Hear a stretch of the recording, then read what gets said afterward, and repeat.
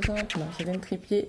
J'ai actuellement 25 ans et je suis atteinte de sclérose en plaques depuis 2012. Alors je vais vous raconter ma petite histoire, mon ressenti, tout ça, tout ça. Donc tout a commencé en 2011 avec une névrite optique de l'œil droit. Je ne savais pas exactement ce que c'était, tout ce que je sais c'est qu'un jour j'ai perdu ma moitié de la vue de l'œil droit, je paniquais, je voyais une tache, c'était trop le bazar, j'ai pas trop su comment réagir et du coup ophtalmo me dit écoutez mademoiselle, il va falloir que vous alliez à l'hôpital. Pardon. Enfin, bref voilà, coup dur. Donc on me dit écoutez mademoiselle, vous avez une névrite optique, donc on va vous mettre sous modulus pendant plusieurs jours et ça ira mieux. En effet, sous pas interféron, mais sous perfusion de modulus, je crois que c'est ça le terme, je me souviens plus. Et 3 jours après, ça commençait déjà à agir tout doucement. Donc ça c'était en décembre 2011, avril 2012, bim, perte de l'équilibre. Je ne comprenais pas, j'avais l'impression d'avoir la tête qui tournait mais tellement vite, je contrôlais rien, j'avais peur. Pareil, on m'amène donc à l'hôpital. Il me dit vous avez donc, si je me souviens bien du terme, une vestibulite. Donc là les médecins commencent à se poser des questions. Donc je fais des examens, des IRM, une ponction lombaire, donc très éprouvant à ce moment-là pour moi parce que j'étais juste dans la panique, je savais pas de quoi on me parlait, j'avais peur. J'avais peur et j'étais jeune, j'avais 19 ans à l'époque et c'est vrai que c'est le genre de choses qu'on n'a pas trop envie de s'occuper à 19 ans. Toujours est-il qu'en tout cas, fin 2012, je vois un neurologue à Rennes qui me dit écoutez mademoiselle, hélas vous avez une sclérose en plaques. Et étonnamment, j'ai eu plus peur de l'attente de recevoir l'annonce que l'annonce elle-même. Une fois que l'annonce a été dite, ça n'a pas été simple parce que suite à cela, bien sûr, comme tout le monde, j'ai eu mon petit coup de mou, je n'allais pas très bien, mais pourquoi moi? Qu'est-ce que j'ai fait? Pourtant je buvais pas, je fumais pas. Donc j'ai fait ce qui était bien et ce qui était pas bien. J'ai eu ma phase de toute façon, quitte à être malade, autant faire ce que je veux. Donc je me suis mis à fumer. Je dois avouer que je me suis mis à prendre un petit peu de drogue. Je me suis mis à fumer du cannabis. C'était pas ouf.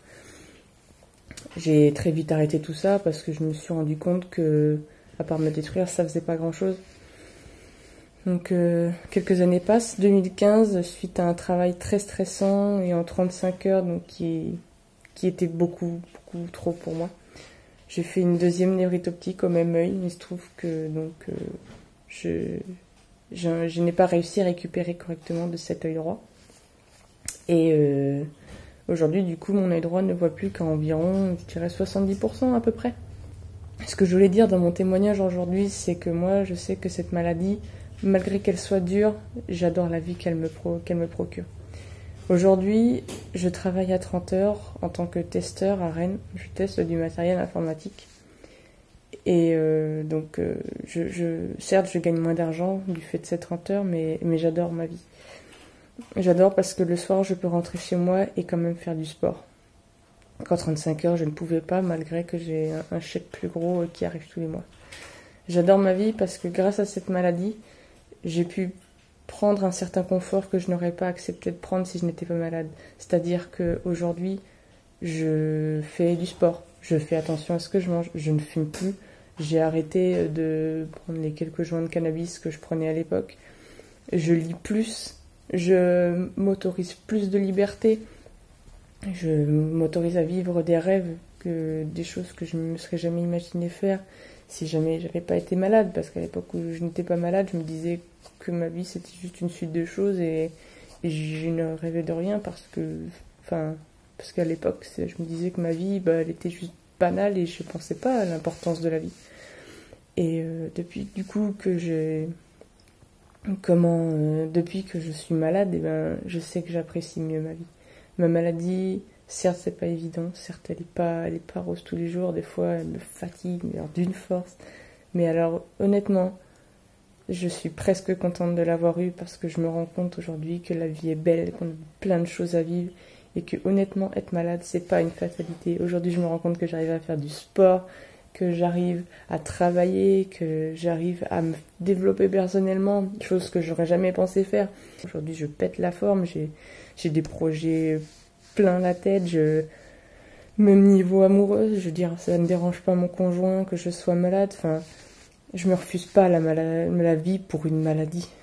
Même si demain n'est pas une promesse, parce que demain je peux me réveiller, ne plus pouvoir me lever, je peux ne plus voir, je peux tomber comme ma perte d'équilibre. Même si demain n'est pas une promesse, j'en profite chaque jour. Je suis heureuse de vivre. Je pense que la presse, enfin, ça va peut-être choquer certains, mais je dirais que la maladie c'est peut-être l'une des plus belles choses qui me soit arrivée, parce que je me suis rendu compte de ce que j'étais, de ce que j'avais à vivre, et de toutes les chances qui se proposaient à moi. Qu'il suffit juste d'agir, qu'il suffit juste de s'y mettre, parce qu'il faut se rendre compte que voilà, le temps passe, et que nous, les sépiens, sépiennes, on a, en plus des problèmes liés au quotidien de patients, de personnes qui n'auraient pas la maladie, nous, on a des risques encore plus d'être embêtés, parce que c'est ce que nous dit la maladie, hein. C'est qu'un jour ça va bien, mais demain tu le sais pas, donc il faut profiter aujourd'hui. Moi, je sais que j'ai envie de vivre comme si c'était le dernier jour de ma vie, en profiter, mais j'ai envie tous les jours d'apprendre comme si j'avais tout, comme si j'étais immortelle. Non, moi j'encourage les sépiens à garder le sourire, parce que certes, c'est pas une maladie facile. Certes, il y a des gens qui sont dans des cas beaucoup plus graves que moi, donc qui ont peut-être moins le sourire que moi. Mais je sais que moi, aujourd'hui, je pense que si je n'ai pas autant de problèmes liés à la maladie, c'est parce que je fais attention à moi, c'est parce que je garde le sourire, je me motive, je me dis que, bah oui, la maladie, c'est embêtant, mais bon, c'est pas grave, je vis une belle vie, c'est moi qui ai décidé de faire les choses, même si je peux pas les faire comme tout le monde. Par exemple, je fais du sport, mais bon, bah, je peux pas courir autant qu'un jogger, on va dire, qui n'a aucun problème de santé, mais c'est pas grave, je cours quand même, je cours 30 minutes, 3 fois par semaine, accompagnée de marche. Les choses, je les fais pas, peut-être pas aussi bien que ce que j'aimerais faire, mais je les fais quand même. Il y a toujours des solutions. Moi, je sais que je préfère aujourd'hui, grâce à la maladie, je me rends compte que je me concentre plus sur les solutions que sur les problèmes. J'ai envie de dire à tous les sépiens qu'il faut pas baisser les bras, que oui, c'est pas évident, mais qu'on est tous ensemble, on est unis, on est un groupe, et il y a toujours moyen de s'en sortir.